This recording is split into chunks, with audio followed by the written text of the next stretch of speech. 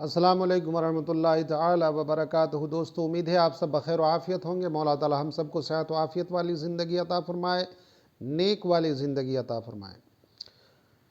المعجم الکبیر للطبرانی حدیث نمبر 813 میں ایک حدیث پاک کا مفہوم بیان کرنے لگا ہوں۔ دوستو، نقل ہے، آقا صلی اللہ علیہ وسلم ارشاد فرماتے ہیں کہ قیامت کا دن ہوگا، حساب و کتاب ہو جانے کے بعد جب جنتی جنت کی طرف جانے لگیں گے، جہنمی جہنم کی طرف جانے لگیں گے، تو جو جنتی جانے والا ہوگا، جنت میں جانے والا اپنے اہل و عیال کو، اپنے گھر والوں کو، اپنے والدین کو تلاش کر رہا ہوگا، لوگوں سے پوچھتا پھر رہا ہوگا کہ میرے ماں باپ کہاں ہیں، میرے اہل و عیال کہاں ہیں، میری بیوی کہاں ہے، اپنے گھر والوں کے متعلق وہ پوچھتا پھر رہا ہوگا۔ جواب دینے والے کہیں گے کہ وہ تیرے درجے پر نہیں پہنچ پائے، اپنے اعمال کی بنیاد پر تیرے درجے کو پہنچ نہیں پائے، اس لیے تیرے ساتھ نہیں ہے۔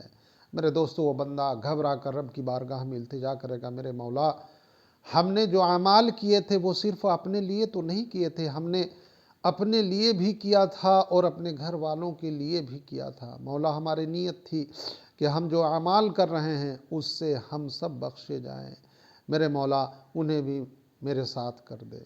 میرے دوستو، رب کی رحمت پر قربان جاؤ، رب کی رحمت پکار اٹھے گی، فرشتوں ان سب کو بھی اس کے ساتھ کر دو اور انہیں بھی جنت عطا کرو۔ میرے دوستو، دیکھا اپنے حدیث پاک کا مفہوم تو ختم ہو گیا، لیکن میرے دوستو کتنا بڑا کریم ہے رب تعالی کہ پاپیوں کو، گنہگاروں کو، سیاہ کاروں کو صرف ایک نیک بندے کی وجہ سے اللہ تعالیٰ معاف کر دے گا اور انہیں جنت عطا کرے گا۔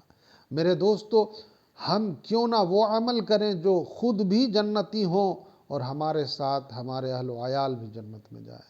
لہٰذا خدا را اپنے کردار و کیریکٹر کو سدھاریے، اپنی زندگی کا محاسبہ کیجئے، نیک اعمال کیجئے، خود بھی جنتی بنیے، اپنوں اہل و عیال کو بھی جنتی بنائیے۔